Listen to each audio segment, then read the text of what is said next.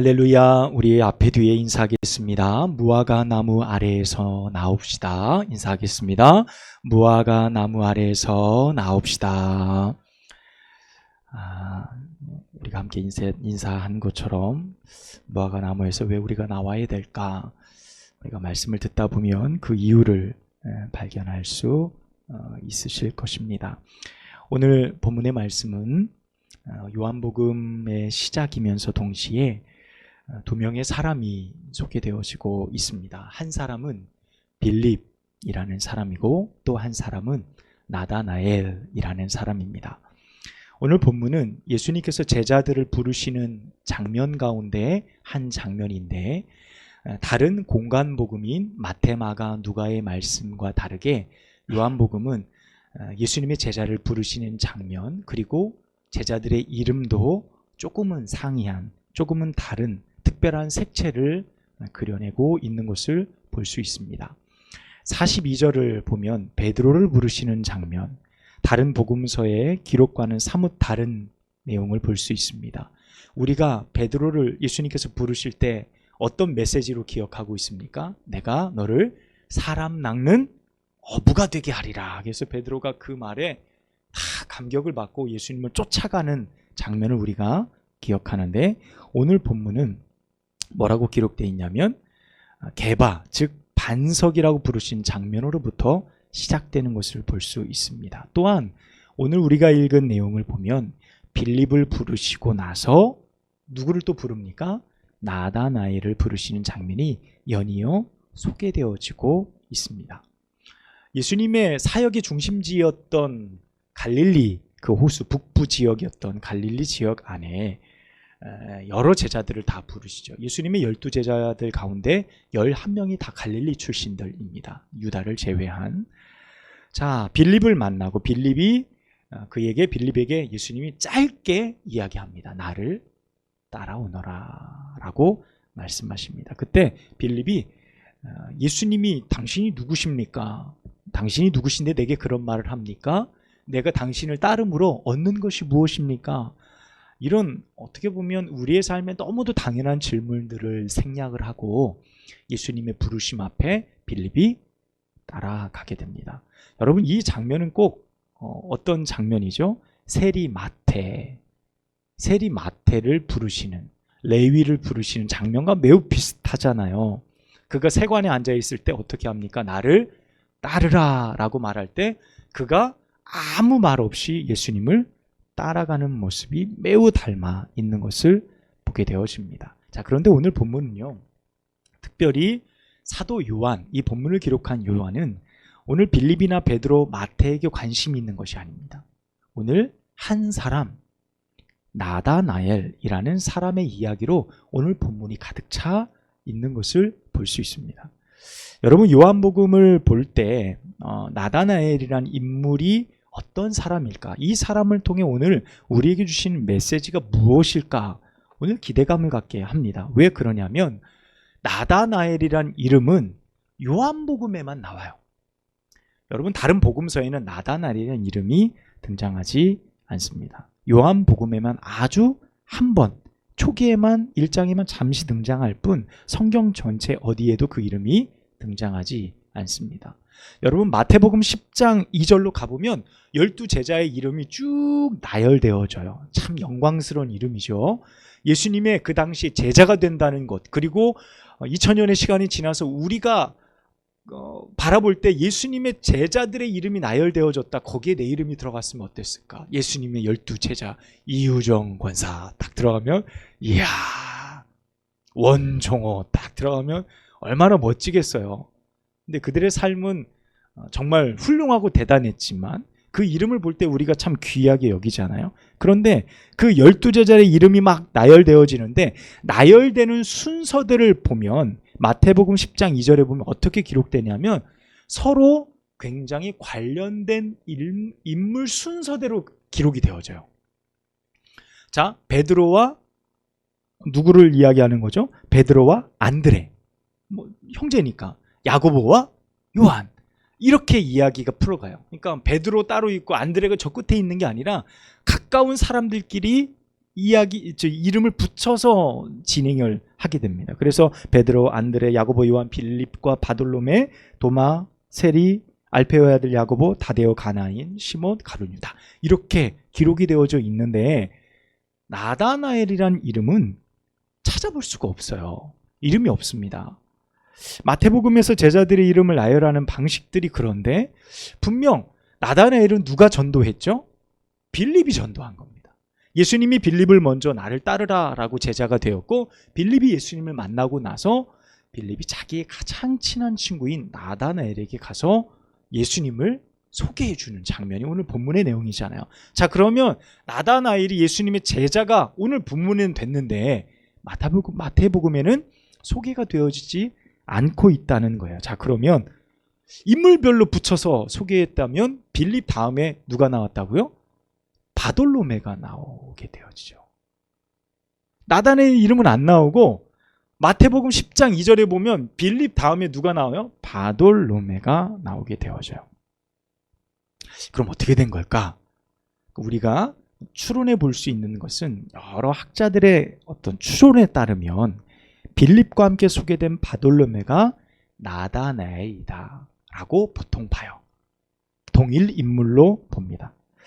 물론 이것은 추론이지만 굉장히 가까운 추론에 가깝습니다. 왜 그러냐면 당시에 이 유대인들은요, 보통 이름이 2가지에서 3가지를 썼다 그래요. 우리가 베드로 하면 페트라라는 반석이라는 뜻을 가지고 있지만 원래 이름 뭐죠? 바요나 시몬이잖아요. 요한의 아들 시몬아, 내가 나를 다른 사람보다 사랑하느냐? 예수님이 베드로를 부를 때 시몬이라고 부르잖아요. 그의 이름이었는데 게바, 반석, 베드로를 부르는 이름들이 여러 가지 형태였다는 겁니다. 그래서 나다나엘도 당시 유대인들의 여러 별칭처럼 또 다른 별칭이 아니었을까를 추론해 봐요.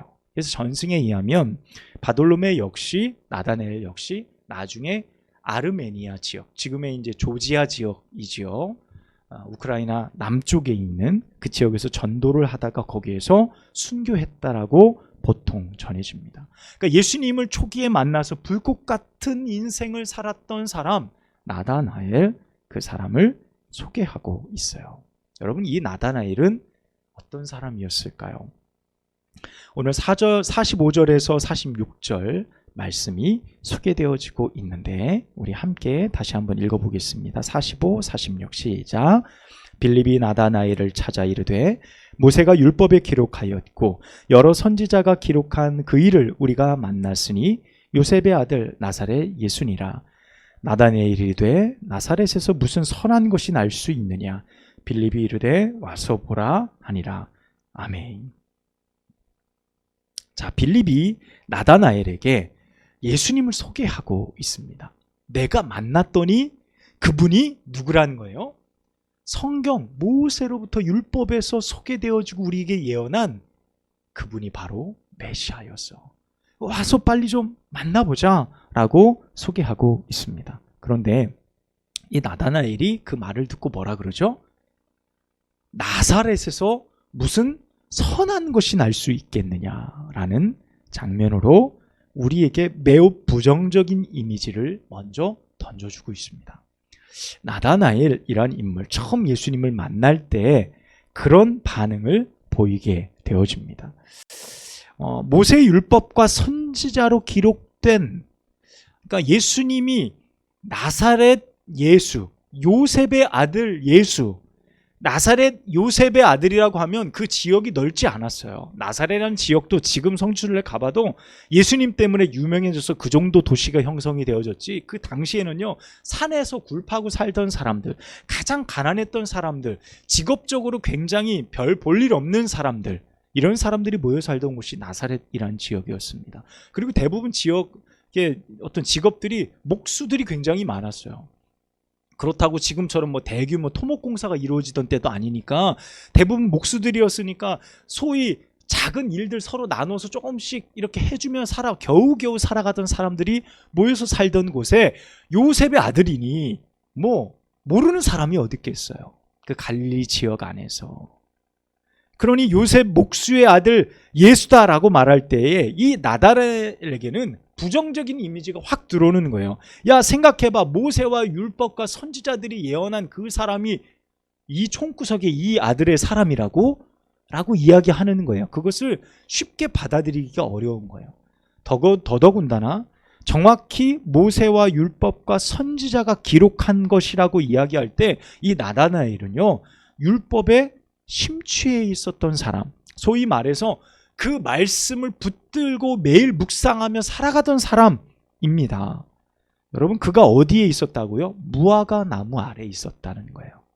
여러분, 무화과 나무는요, 어떤 의미를 상징해 주냐면, 당시 유대인들은 율법을 연구하고 묵상하는 장소로 무화과 나무를 많이 선택했어요.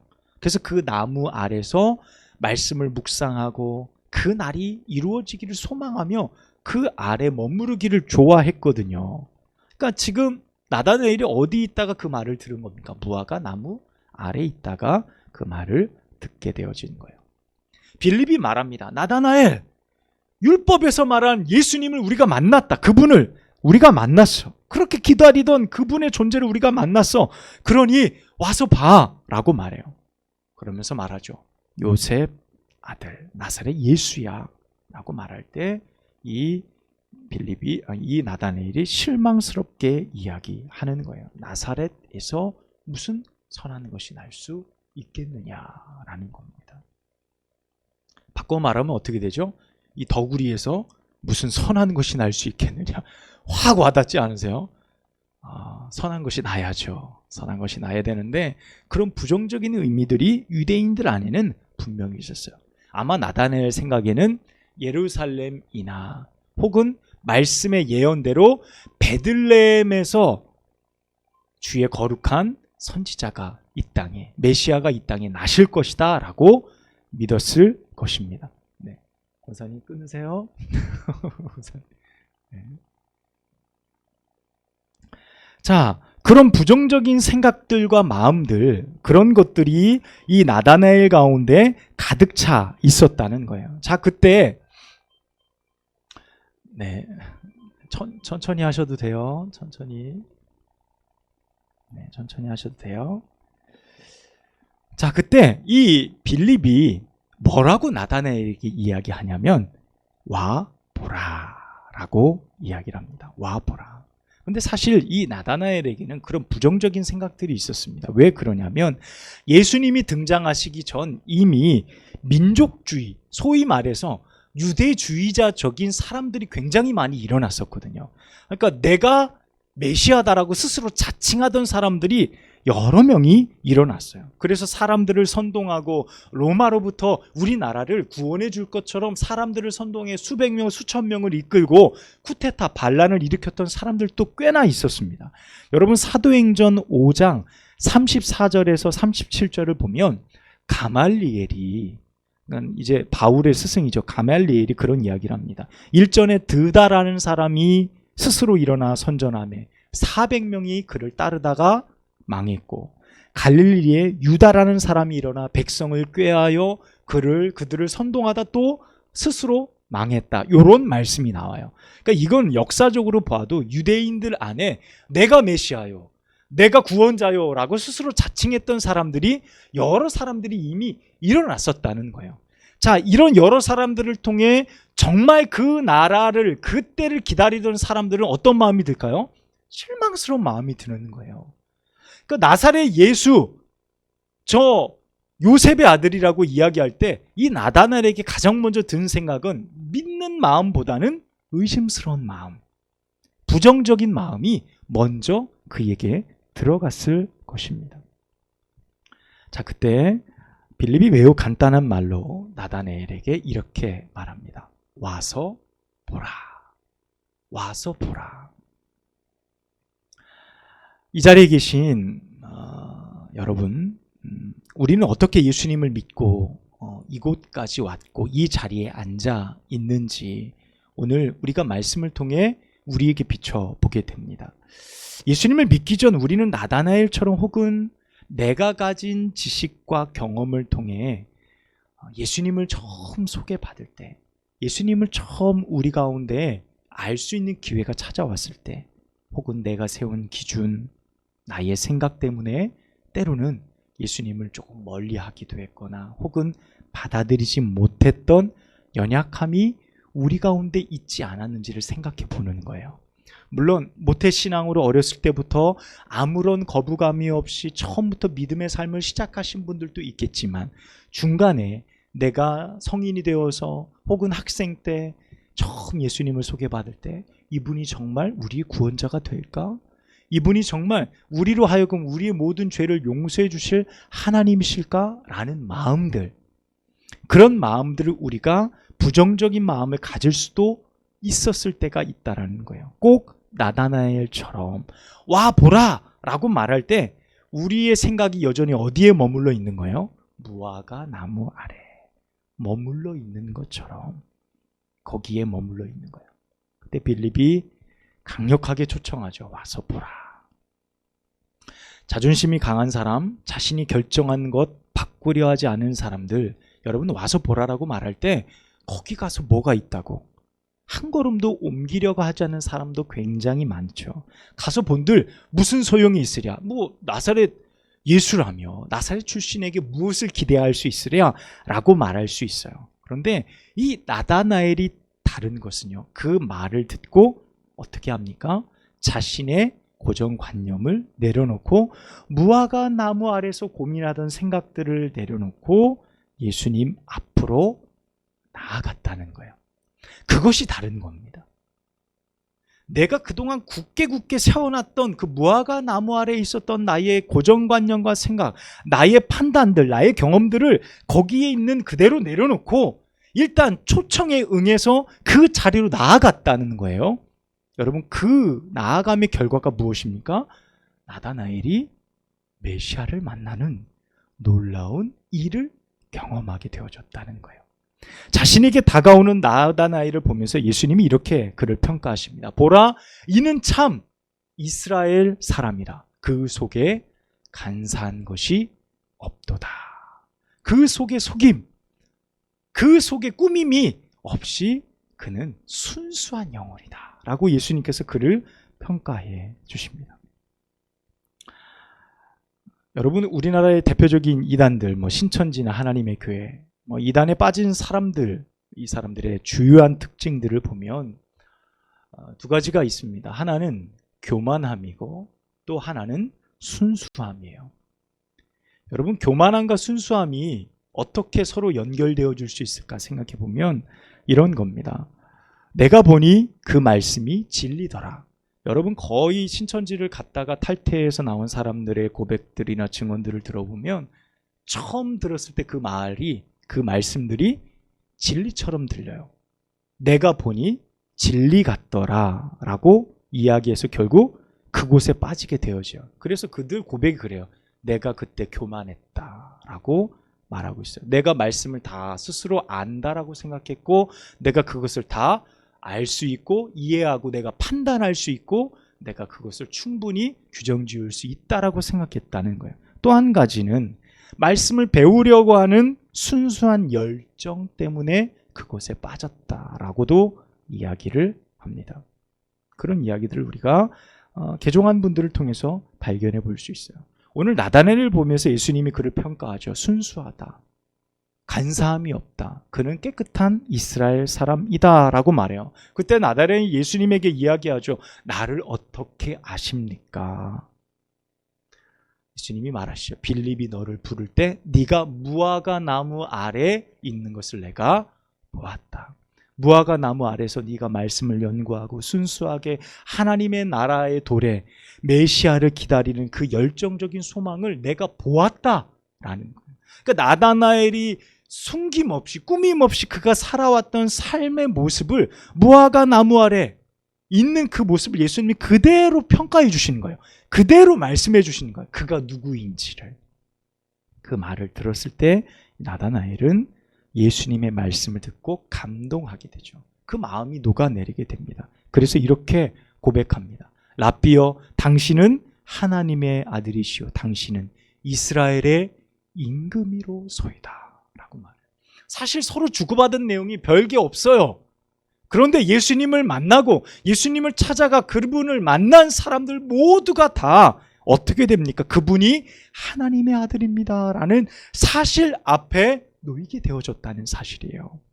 여러분, 이 고백은 꼭 베드로의 고백과 같죠. 주는 그리스도시요 살아계신 하나님의 아들이십니다 라는 고백처럼 당신은 하나님의 아들이십니다, 임금이십니다 라고, 이스라엘의 임금이십니다 라고 고백하는 것과 매우 닮아 있잖아요. 그러니까 예수님을 만난 사람들의 모습들을 보면 다 동일한 고백들을 함께 하고 있는 것을 보게 되어집니다.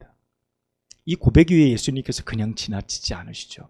베드로가 고백합니다. 주는 그리스도시요 살아계신 하나님의 아들이십니다. 아, 바요나 시모나, 네 말이 참 복되다. 그러니 내가 이제 너에게 천국 열쇠를 주겠다. 네가 땅에서 매면 땅에서 하늘에서도 매일 것이요. 요 말씀 우리가 잘 알잖아요. 땅에서도 풀면 하늘에서도 풀리리라 축복을 선언하셨던 것처럼 나다나엘에게도 예수님께서 뭐라고 말씀하세요? 내가 더 큰 일을 보리라. 내가 더 큰 일을 보리라. 그래서 오늘 51절 끝에 뭐라고 말씀하고 있습니까? 진실로 진실로 너희에게 이르노니 하늘이 열리고 하나님의 사자들이 인자 위에 오르락내리락 하는 것을 내가 보리라 라고 말씀하고 있어요. 여러분, 이게 뭡니까? 확실한 메시아의 증거. 네가 그렇게 기다리던 이 땅의 구원자를 네가 눈으로 볼 거라라고 확실히 확인할 것임을 말씀해 주고 있어요. 여러분, 놀라운 일이 아닙니까? 이 일들을 보므로 그가 정말 하나님의 사람으로 예수님의 제자로 그의 생명을 던지기까지 그의 인생을 살아갔던 것을 볼 수 있게 되어집니다. 사랑하는 여러분, 우리가 주님을 따른다라고 말하고 우리가 주님을 오늘 또 믿고 따르는 제자라고 말할 때에 여러분, 우리가 주님 앞에 나아가면서 걸림돌이 되어지는 것은 없습니까? 여러분, 내가 열정을 다해야 되고 내가 100% 예수님을 따라가겠다고 말하면서도 여전히 내 삶에 머뭇거리게 하고 나를 멈추게 하고 내 발목을 잡는 나의 삶의 문제들은 없냐라는 거예요. 여러분, 그것이 나의 경험 혹은 나의 신념, 그것이 물질, 그것이 게으름? 여러분, 이런 이유들 때문에 내가 여전히 어디에 머무르는 거예요? 무화과 나무 아래 나는 여전히 머무르고 주님은 나를 초청하고 있는데 나는 여전히 그곳에서 머무르기를 좋아하고 있다고 한다면 여러분, 나는 온전히 예수님을 만날 수가 없다는 것입니다. 여러분, 확고한 신념 누구나 다 있죠. 그러나 그것을 포기해야 될 그때 포기할 줄 아는 자가 겸손하고 지혜로운 자입니다. 바로 그런 사람들, 내가 두 손 들고 주님 앞에 나아갈 때 반드시 두 손을 들 수 있는 사람들만이 주님의 뜻을 따라 예수님의 제자의 삶을 살아갈 수 있는 자들이라는 사람입니다. 여러분, 다시 말하면 무화과 나무 아래 머물기를 즐겨하는 사람들은 결코 메시아를 만날 수 없어요. 더 큰 일을 경험할 수 없게 되어진다는 사실입니다. 오늘 예수님의 반응, 여러분 어디서부터였는지를 우리가 기억해 봐야 됩니다. 주님은 자신을 거짓 없이 순수히 믿는 그들에게 정말 놀랍도록 반응하세요. 그가 진정한 유대인, 진정한 이스라엘 사람으로 순수함으로 거짓 없이 그 앞에서 하나님의 나라를 기다리는 그 모습에 예수님은 적극적으로 반응해 주시는 거예요. 참, 네 모습이 귀하다. 아직 예수님을 만나지 않았지만 네가 주님을 만나기 위해서 그분이 누구신지 아직 알지 못하지만 진실로 기다리는 너의 모습이 참 귀하다. 예수님은 나다나엘의 그 고백을 받으세요. 당신이 하나님의 아들입니다 라는 그 고백. 그 고백을 받고 나서 다시 말하시죠. 네가 더 큰 일을 보리라. 천사가 하늘로 오르락내리락 하는 그 거룩한 것을 네가 볼 것이다. 네가 그토록 바라는 그 일을 네가 경험하게 될 것이다 라고 예수님이 축복해 주시는 것을 보게 되어집니다. 사랑하는 여러분, 오늘도 주님은 당신을 겸손히 따를 제자들을 부르고 계십니다. 아직도 내가 예수님을 믿노라 라고 말하면서도 여전히 내 생각과 나의 삶의 모습 속에 그 정도만, 내가 이 정도만 믿음의 삶을 살아가면 되겠지라고 스스로 무화과 나무 아래 머무르려 하고 있는 사람들이 있다고 한다면 오늘 나다나엘이 예수님 앞에 달려 나아가 그가 보였던 모습을 여러분 발견하시고 그 말씀을 받으시는 여러분 되시기를 축복합니다. 그래서 우리도 모두 무화과 나무에서 나와서 그 자리를 박차고 나와서 나의 경험과 나의 생각과 내가 하지 못했던 지난날의 많은 이유들을 좀 내려놓고 이제는 주님 앞에 나가서 주님, 제가 주님 앞에 다 내려놓고 주님 따르겠습니다 라고 주님 만날 수 있는 우리의 모든 믿음의 삶이 되기를 간절히 소망합니다. 여러분, 그러할 때 우리도 나다나엘처럼 우리도 빌립처럼 누군가에게 이렇게 말할 수 있어요. 와서 보라. 와서 보라. 내가 만난 예수 그리스도를 너도 와서 보라 라고 소개할 수 있게 되어지는 거예요. 여러분, 우리는 지금 어디에 머무르고 있습니까? 우리는 어디에 머무르기를 원합니까? 여러분, 그곳이 무화과 나무 아래가 아니라 바로 주님 곁이 되길 주님의 이름으로 축복합니다. 여러분의 삶이 정말 예수 그리스도로 온전히 살아가는 복된 삶 되시기를 주님의 이름으로 축원합니다. 기도하겠습니다. 하나님 아버지, 오늘 무화과 나무 아래서 머물러 있다 예수 그리스도를 만나 그의 삶이 완전히 변한 나다나엘의 삶을 말씀을 통해 발견해 봅니다. 주님, 연약한 우리의 삶을 도우시고 함께 하시는 하나님, 내가 여전히 무화과 나무 아래 머무르기를 좋아하고 나의 옛적의 경험과 생각과 나의 게으름과 모든 것들을 하나님 내려놓고 주님 앞에 서기를 원합니다. 우리도 온전히 주님의 제자로 이 땅 가운데 살아가기를 간절히 소망합니다. 주님 함께하여 주시고 인도하여 주옵소서. 주님, 우리가 그 나무를 박차고 나와 정말 주님의 뜻대로 많은 곳에 와서 보라, 내가 만난 그분이 메시아가 아니냐라고 고백할 수 있고 소개할 수 있고 전도할 수 있는 우리의 삶이 되어지도록 인도하여 주옵소서. 예수 그리스도의 이름으로 간절히 기도하옵나이다. 아멘.